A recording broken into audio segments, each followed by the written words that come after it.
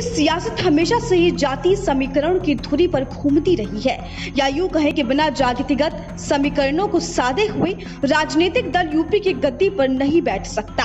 ऐसे ही कुछ इन दिनों उत्तर प्रदेश में देखने को मिल रहा है, जहां बीजेपी के राम के सामने विपक्षियों ने परशुराम को मैदान में उतार दिया है।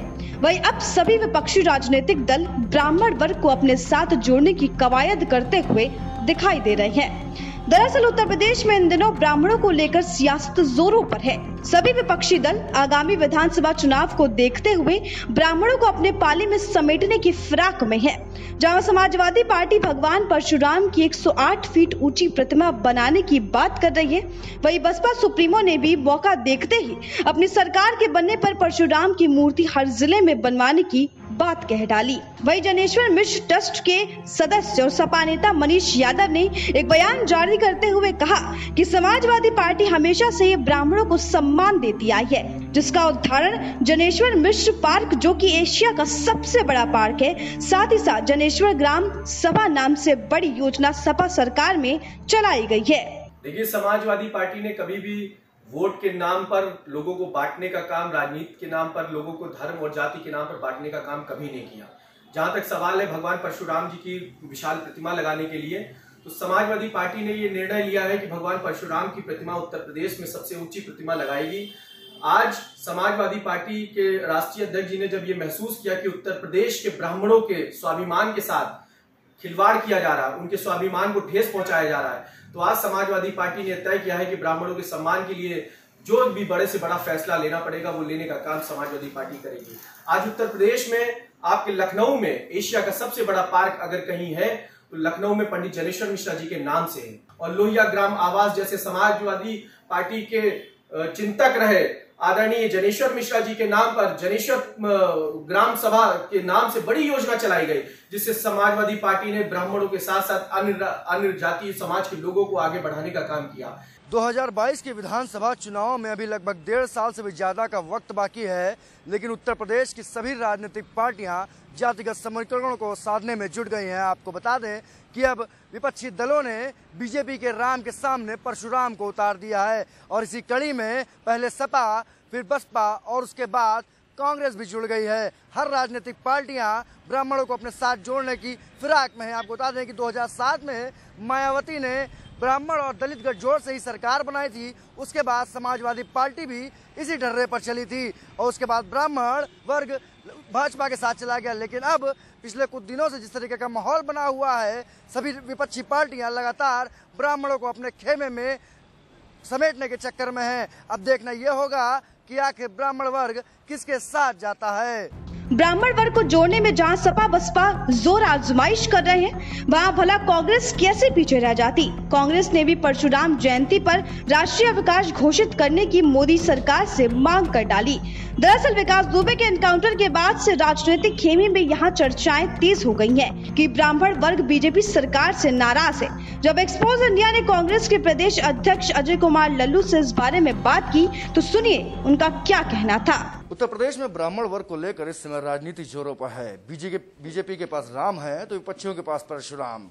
हालांकि इससे पहले समाजवादी पार्टी ने परशुराम की मूर्ति बनाने की बात कही तो उसमें बसपा सुप्रीमो मायावती भी कूद पड़ी, लेकिन अब कांग्रेस पार्टी ने भी परशुराम जयंती पर छुट्टी की मांग की है। मेरे साथ इसमें बात करने के लिए मौजूद हैं कांग्रेस पार्टी के प्रदेश अध्यक्ष अजय कुमार लल्लू। लल्लू जी, क्या है, फिर से जातिगत राजनीति की तरफ सभी पार्टियां मुड़ चुकी हैं। कोई मूर्ति बनाने की बात कहता है तो कोई छुट्टी होने की बात, क्या कहते? देखिए, कांग्रेस पार्टी लगातार सभी धर्मों और वर्गों को मानने वाली पार्टी है। हम मुद्दों की बात करते हैं, हम नौजवानों के रोजगार की बात करते हैं, उत्तर प्रदेश के कानून व्यवस्था की बात करते हैं, किसानों की बात करते हैं, बुनकरों की बात करते हैं, गरीबों की बात करते हैं, शोषितों की बात करते हैं, वंचितों की बात करते हैं।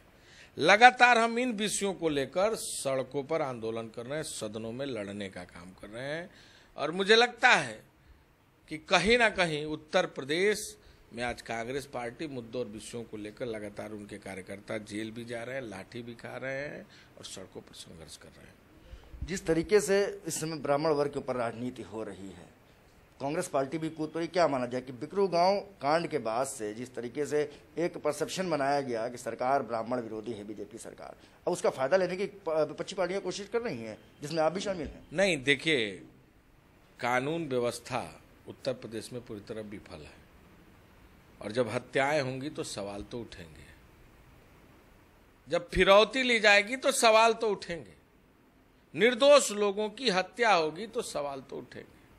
सरकार को जवाब देना होगा। लगातार जिस तरह की घटनाएं उत्तर प्रदेश में घटित हो रही हैं, अपराधियों के साथ कार्रवाई हो, पार्टी कांग्रेस पार्टी सरकार के साथ खड़ी है।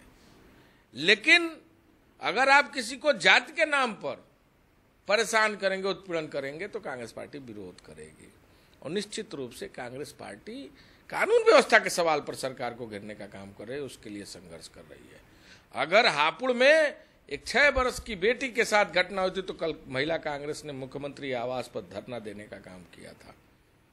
निरंतर सड़कों पर हमारी पार्टी संघर्ष कर रही है, हम जनता की आवाज बन रहे हैं और मुद्दों और विषयों की बात करेंगे और उसी पर लड़ेंगे, उसी पर सरकार को घेरने का काम करेंगे। देखा जाए जिस तरीके से उत्तर प्रदेश में 10% ब्राह्मण वोटर्स हैं, हर पार्टियां लगी हुई हैं उनको अपनी ओर झुकाने में। जब से बिकरू गांव कांड हुआ है सभी लोग उसमें कूद पड़े हैं। समाजवादी पार्टी सबसे पहले कूदी, फिर बसपा आई, फिर अब कांग्रेस भी आ गई।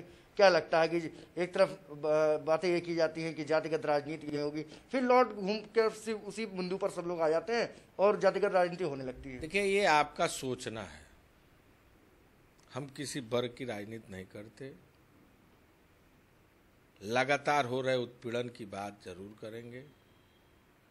अगर ब्राह्मणों का उत्पीड़न हो रहा है सरकार में, अगर किसी नवविवाहित लड़की को जिसका 7 दिन पहले शादी हुआ हो और उस नवविवाहित दुल्हन को अगर जेल में डालेगी सरकार, तो उसका विरोध तो हम करेंगे, जिसका कोई घटना से दूर दूर तक रिश्ता नाता नहीं।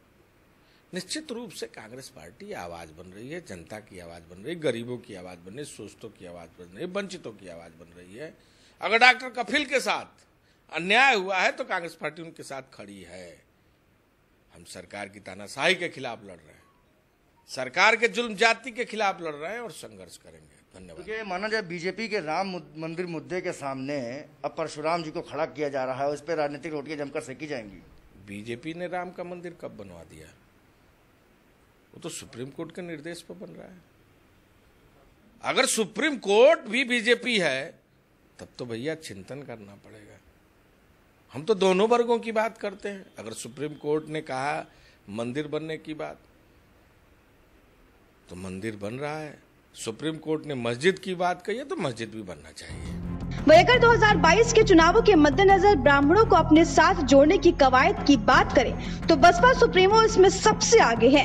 मायावती ने इसके लिए मंडलवार प्रभारियों को ब्राह्मणों से जोड़ने हेतु वर्चुअल सम्मेलन करने को कहा है। साथ ही साथ सेक्टर प्रभारियों को भी ब्राह्मण वर्ग में अपनी पैठ बनाने के लिए मायावती ने आदेश दिए हैं।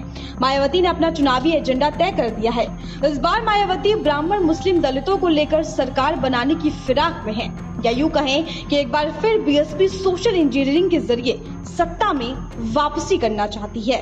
2022 के विधानसभा चुनावों के मद्देनजर बसपा अपने चुनाव एजेंडे को धार देने में जुट गई है। इस बार बसपा के चुनाव एजेंडे में ब्राह्मण, दलित और मुसलमान है। आपको बता दें कि ब्राह्मणों को जोड़ने के लिए बसपा ने वर्चुअल सम्मेलन करने को कहा है, जिसकी जिम्मेदारी बसपा के मंडल प्रभारियों को दी गई है। आपको बता दें कि लगातार ब्राह्मणों के ऊपर राजनीति हो रही है और ब्राह्मण वर्ग को जोड़ने के लिए सभी पार्टियां अपनी कमर कसे हुए हैं, चाहे समाजवादी पार्टी हो या बसपा सुप्रीमो मायावती। हाल ही में हुए बयानबाजी से ये साफ दिखता है कि सभी पार्टियों को लगता है कि ब्राह्मण वर्ग बीजेपी से खासा नाराज है और जितनी जल्दी हो सके ब्राह्मणों को अपने पाले में झुका लिया जाए, ताकि आने वाले चुनावों में उन्हें चुनाव जीतने में कोई भी परेशानी का सामना न करना पड़े। राजधानी लखनऊ से कैमरा पर्सन दीपक के साथ मैं अथर्व रस्तोगी, एक्सपोज इंडिया के लिए।